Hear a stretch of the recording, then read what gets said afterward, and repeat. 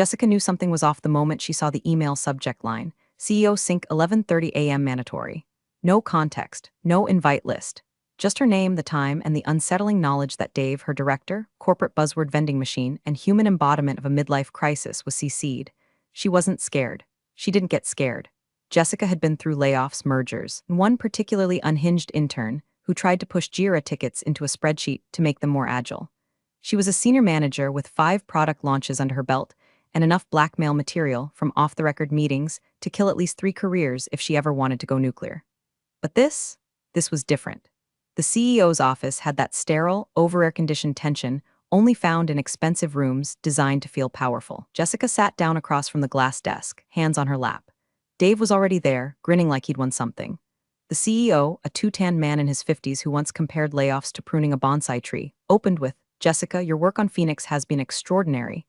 You've outperformed expectations, inspired your team, and frankly, you're the kind of leader we need steering us into new terrain." Jessica blinked. Compliments in this building always came with paperwork or a knife. "That's why we're promoting you to lead Project Nightingale. It's a sensitive initiative, high innovation, high trust, very forward-facing." Dave leaned forward, that smug smile tightening. "We handpicked you for this. It's a once-in-a-career opportunity." She managed a professional smile, nodding while trying to decode the pitch. Nightingale, she hadn't heard a whisper. No dev brief, no strategy deck, nothing in quarterly roadmap talks. Still, part of her wanted to believe it, to feel the pride. Maybe she was finally getting the recognition she'd earned. Maybe it was real. She was led down the hall to her new office, which turned out to be a glorified storage closet on a disused floor, repainted just enough to hide the fact that the building had forgotten it existed. Then came the kicker. Her badge stopped working on her old floor. She found out the hard way when she tried to swing by her team's morning stand-up and was locked out like a contractor. "Security measure," the receptionist shrugged when she asked. "Project Nightingale access only now." "Sorry, right, because designing PowerPoints in a closet required national security clearance." That's when it clicked. She wasn't being promoted. She was being boxed. Benched in a corner far enough from real influence but not quite fired. The kind of maneuver insecure leaders pull when they're too chicken shit to confront talent head-on. Dave didn't want her competing. He wanted her contained. Now, quick pause from the corporate circus. If you've read this far and felt even a flicker of "oh hell no" rising in your chest, I need you. I'm trying to hit my first 10,000 subscribers ever, and it would mean the world if you hit that subscribe button right now. It'll be helping me flip the bird to every Dave who ever sidelined someone with talent. Back in the fluorescent tomb she now called an office, Jessica sat at her loner laptop and opened the blankest of blank Google Docs. No one had briefed her on goals. No one explained the timeline. The only resource was a shared folder with one document in it, a 4-line project charter that read like it was written by ChatGPT on Ambien. Stared at it for 10 minutes, then checked her calendar. Still blank, no invites, no syncs, no welcome to the team messages. That afternoon, she saw her old Teams update email go out with a new manager CC'd, some guy from finance who once asked if Java was like a Microsoft thing. Her name was scrubbed. No mention of her contributions, no handoff, just gone. She laughed out loud. It wasn't bitterness yet, just absurdity. She hadn't been exiled. She'd been gifted a padded cell with Wi-Fi, and she wasn't going to waste it. Jessica quickly learned the only thing high trust about Project Nightingale was how confidently they trusted her to rot in silence. The first week she waited, checked her inbox obsessively, hit refresh like some kind of corporate lab rat expecting pellets to fall from the sky. No kickoff meeting, no budget overview, no team roster, just the same lonely office and a drip feed of vague encouragement. "Hope you're settling in, big things ahead." Dave wrote on day 3, complete with a smiley face like they were middle school pen pals and not co-workers in a passive-aggressive hostage situation. She replied, asking about timelines, KPI, maybe a point of contact from engineering. Nothing. She tried looping in the CEO's EA, one of the few competent people left at the company. The response was polite, curt, and perfectly hollow. "Leadership is excited to see your strategic thinking in action. Feel free to be visionary." Visionary? She couldn't even get her printer to connect to the network. She requested access to resource tools, design software, testing environments, vendor contracts. IT replied that her project wasn't currently whitelisted for sandbox deployment. No estimated timeline to change that. Jessica sat in her chair and slowly exhaled through her nose. The air conditioning rattled above her like it was wheezing out sympathy. By week 2, she started submitting reports. Not because they were asked for, but because she needed to do something. A few slides here, a mock roadmap there. She even made up a fake competitor just to see if anyone was reading. She called it Nightingale AI, a synthetic data platform with buzzwords thick enough to choke a Gartner analyst. Not one person responded. She'd gone full Schrödinger's employee, both promoted and discarded. Then she saw the memo. A public all-hands note, thinly veiled corporate spin announcing team realignments to support agility and growth. Her old project, Phoenix, was being co-led by Taylor, a junior PM who once asked if UX design was like an art thing. Jessica's name erased. Not even a legacy shout-out. She stared at the screen like it was a personal obituary. She'd built Phoenix from a pitch deck and a prayer. She fought for funding, lobbied for cross-functional buy-in, and lost 3 straight weekends debugging the MVP herself when dev support dropped the ball. Now Taylor, who once cried because someone changed the Jira board color scheme, was getting the credit. The insult stung, but not as much as the implication. She'd been declared irrelevant. And worse, thought she wouldn't notice. She tried to act busy. Attended optional webinars just to hear another human voice. Spent an hour making a flowchart that literally said, right arrow innovation, right arrow $. Nobody blinked. She even emailed Dave a second time, asking politely, too politely, if there were any resources or milestones for Q2 he wanted her to hit. He responded 2 days later with, just keep ideating. Trust your instincts. That smiley face again, the corporate kiss of death. Jessica stopped wearing makeup. No one saw her. She ordered the same sad salad every day from the cafe downstairs, dressing on the side like even her lunch had started giving up. Her eyes hurt from fluorescent light. Her Slack stayed empty. She began to talk to the plants on the windowsill. Not full conversations, just small nods, they understood. One afternoon, she caught her reflection in the darkened screen of her laptop. It looked like a mugshot of a forgotten genius, and that's when it hit her. They hadn't sidelined her because she was incompetent. They sidelined her because she was dangerous. She had too many ideas, too much independence, and too many people respected her. That made Dave nervous. That made corporate itchy. So they didn't fire her, they caged her in silk, locked the door, and whispered, "You're lucky." She laughed again, this time with teeth. "Fine, you want her to sit, she'll sit. You want her to rot in this glass box, she'll rot. But she won't decay quietly. 'Cause if no one's watching, no one can stop her from building something better. And she had plenty of time. It started with a thread on a forum she wasn't supposed to read. Some rinky-dink community site full of cranky users with bad usernames and worse grammar, but they were honest. Brutally, gloriously honest. Jessica had found the link buried deep in an old customer support ticket archive while trying to kill time without losing her mind. The post was from a user called TechRec97, and it read, "If I have to click through 5 F-seeking menus one more time just to pull a usage report, I'm gonna throw my laptop into traffic. Does no one at Jessica's company actually use this SHT?" She laughed, then kept reading. Over 600 replies, all echoing the same thing. Different words, same sentiment. The reporting system was a goddamn nightmare. The kicker? She'd raised that exact issue 3 years ago, wrote a whole slide deck about streamlining the UI. Dave told her it was not a priority and that they had bigger fish to fry. Well, apparently the fish were still frying and customers were eating dirt. The seed was planted before she even realized it. Not a business plan, not some grand scheme. Just a problem, one that had haunted users for years, one her company could have fixed in a sprint and never bothered to. Jessica leaned back in her chair and let the idea settle. What if someone built a lightweight app, just one job done right? Not bloated with corporate add-ons or synergy enablers.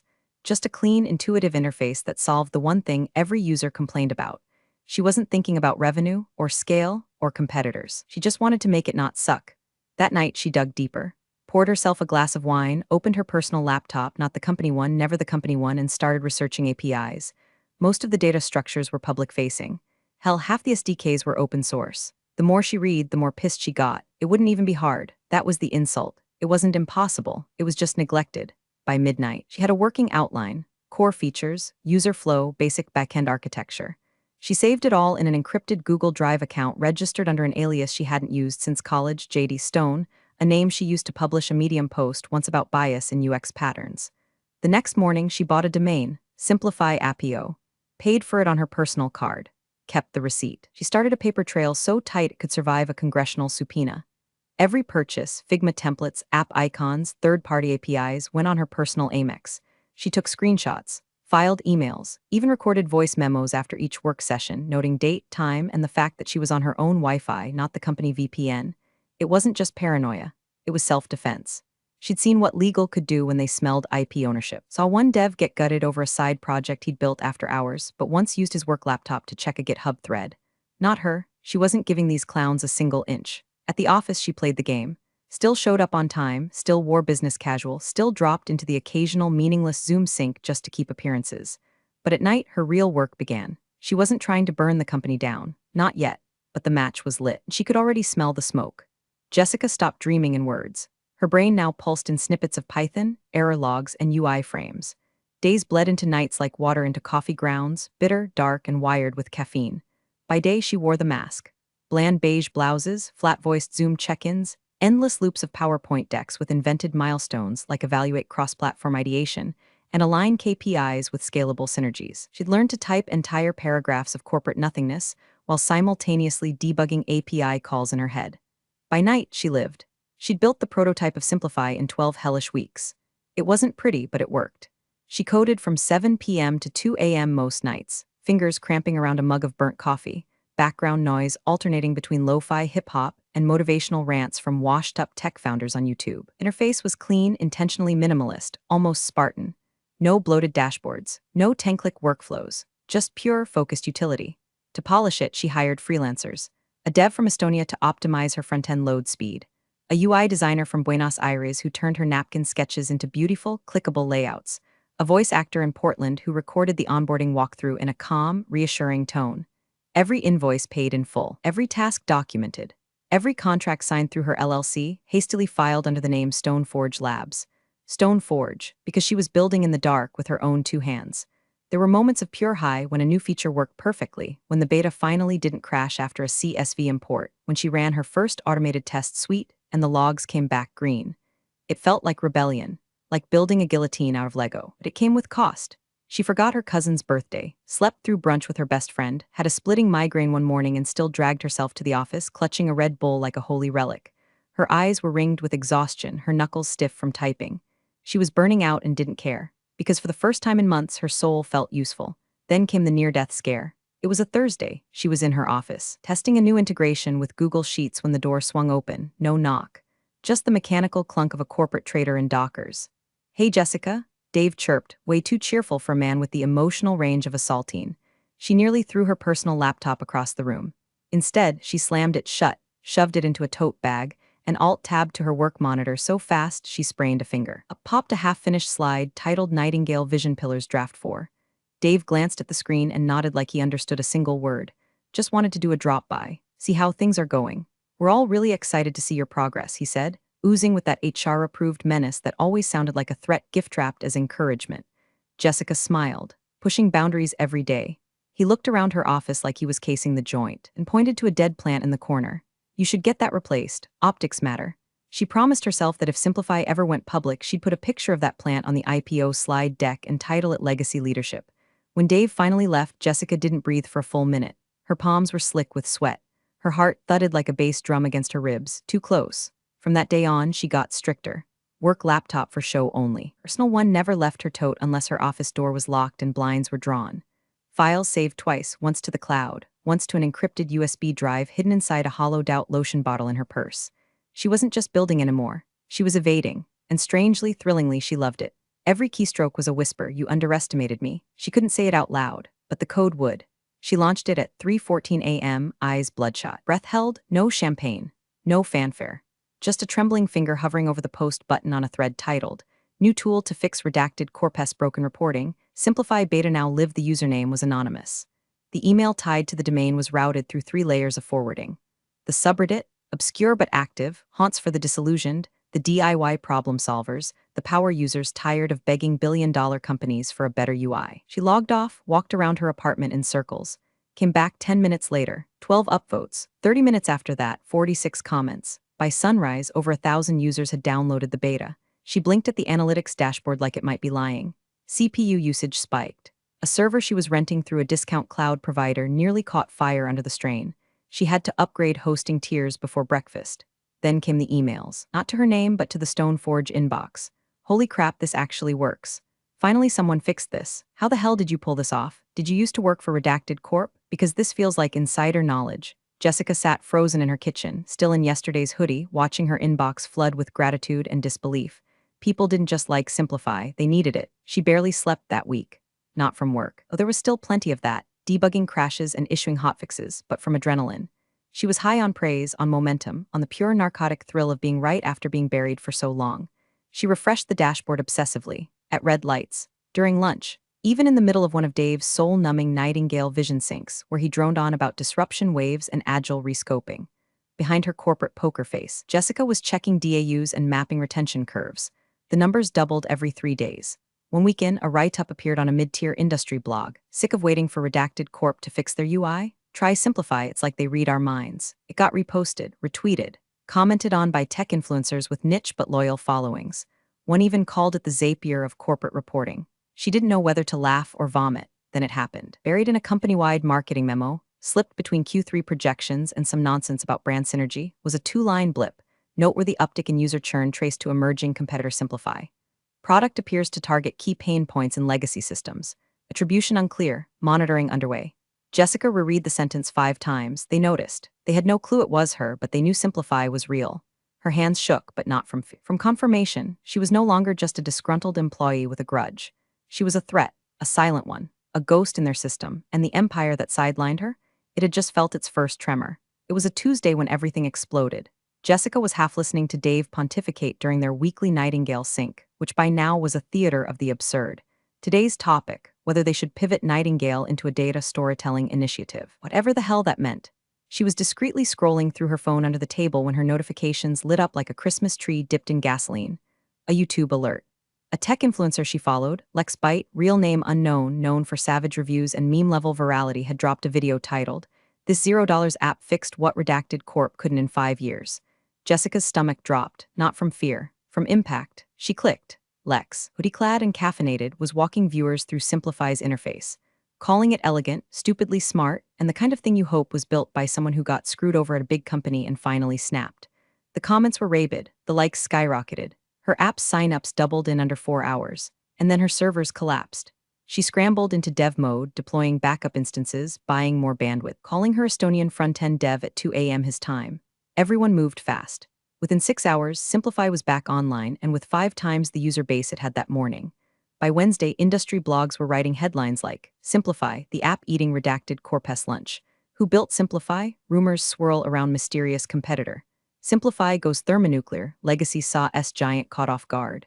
And by Thursday, Jessica found herself sitting in a glass-walled conference room at headquarters, watching her own app projected on a screen, while Dave, looking like a man who'd just found termites in his Tesla, barked out orders to deconstruct their entire UX pipeline. "It's sleek," he admitted, choking on the word. "They're solving for friction points we've deprioritized. We need a rapid task force. I want daily reports. And if anyone finds out who built this thing, I want legal ready to move." Jessica smiled. Internally. Outwardly she nodded, took notes, played the role, even offered a completely fabricated theory that Simplify might be a VC-backed Trojan horse. They ate it up. She watched a junior analyst fumble through a competitive benchmarking slide comparing Simplify to their own product. The analyst noted that Simplify's interface felt like it was designed by someone who actually uses reporting tools. Jessica nearly choked on her coffee. That night, the company sent out a soft warning email from IT. Reminder, any development of external applications during work hours, using company resources, or involving competitive overlap must be disclosed. This includes any use of APIs, dev platforms, or cloud infrastructure tied to work credentials. Translation, they were scared, and they were starting to hunt.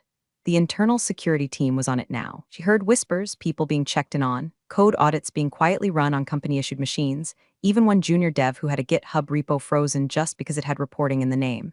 Jessica was clean, obsessively so. Her tracks were covered in layers of plausible deniability and encrypted timestamps. But the pressure was building. She wasn't a ghost anymore. She was a phantom limb, something they could feel but couldn't identify, twitching where power used to be. The irony? They'd boxed her out to silence her voice. Now they couldn't shut her up if they tried. She sat in silence, watching panic bloom in the boardroom like mold behind wallpaper. The hunted had become the hunter, and they still didn't know her name. They found her on a Friday. Fitting, really. Corporate assassinations always seem to happen before the weekend, gives HR time to clean the blood off the carpet before Monday. It wasn't a public call. No email, no invite. Just a calendar block that appeared like a tumor in her Outlook. Private 1 p.m. C-suite 14th floor. No description, no attendees listed, but Jessica knew.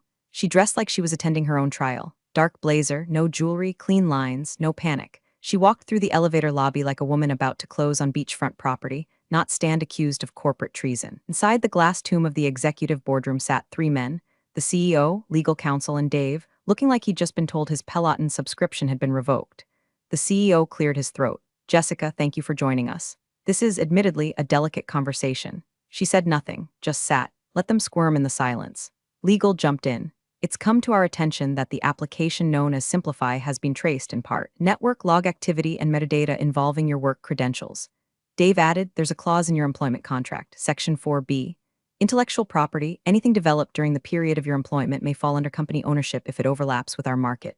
Jessica reached into her tote bag, calm as a surgeon, and placed a thick manila folder on the table. Receipts, screenshots, email chains, timestamps, cloud access logs, every freelance contract, every software license tied to her LLC, every cent paid with her card, logged with forensic precision. "Gentlemen," she said, voice smooth as ice over gasoline, "I anticipated this.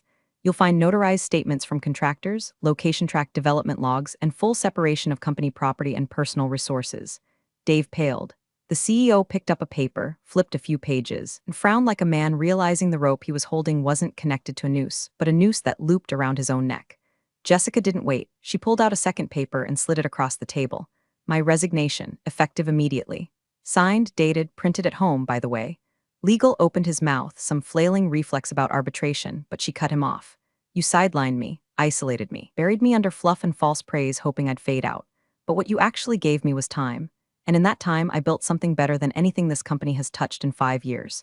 Her gaze cut to Dave. "You tried to make me disappear. Instead, you made me dangerous." The CEO spoke, voice tight. "You understand what this means for the company, right? The exposure, the optics." She smiled. "I understand exactly what it means." She stood, gathered her bag, and walked to the door. No theatrics, no last look, just a vibrating phone in her pocket. She checked it once she hit the elevator. Milestone reached, 5,123 active users. Congrats, her app now had more users than the company's flagship product. She slipped the phone back in her bag, stepped into the elevator, and as the doors slid shut behind her, she didn't smile. She exhaled. The cage had opened, and she wasn't just walking out. She was walking away with the keys. It was raining in Lisbon when Jessica finalized the funding round. Not storming, just that soft, steady kind of drizzle that makes the streets shine and your brain slow down for the first time in months. She sat outside a cafe with her laptop, sipping an espresso that tasted like defiance and dark chocolate, and signed the final paperwork to close a $12 million seed round for Simplify. No board meetings. No Dave. No slide decks about value ecosystems. Just her vision, and a group of investors smart enough not to ask stupid questions. She didn't wear makeup anymore. Didn't need to. Her face carried that kind of glow you only get after surviving something that should have killed you, but didn't. Instead, it made you powerful. Simplify had crossed 7 million active users. They were onboarding enterprise clients now. Entire departments were jumping ship from her old company, some of them reaching out directly, offering to beta test new features, build integrations, evangelize. She gave some of them jobs, not out of pity, out of memory. They remembered what she was worth before the exile. Her phone buzzed, a familiar number. Chris PM from her old team. Solid guy, quiet rebel. "Emergency town hall today." Utter chaos. CEO was trying to talk about navigating market shifts, and I swear to God, his voice cracked and he was tearing up. "You're a legend here." Oh, and Dave was fired. Security badge didn't work this morning. He went nuclear in the lobby. Jessica stared at the screen for a long second, not smiling exactly, just absorbing. She pictured the marble lobby. Dave, red-faced, slamming his badge against the scanner like it owed him money. The CEO, standing in front of an entire company trying to explain why their market share had vanished like smoke from a dumpster fire. She imagined the interns, the engineers, the analysts, all watching, all knowing. She did that, and she didn't need applause. The echo was enough. She replied, "Tell the team I said thanks, and good luck with the storytelling initiative." Chris responded with a crying laugh emoji, followed by a gif of someone lighting a cigar with a $100 bill. Jessica closed her phone, opened her laptop again. There were meetings to schedule, features to plan. She was in talks with a nonprofit about making a free version for educators. She just hired her 10th engineer. People were talking about an IPO, but not now, not today. Today was for rain and espresso and finally being left alone to build something worth a damn. No more closets, no more silence. Just her and the world wide open.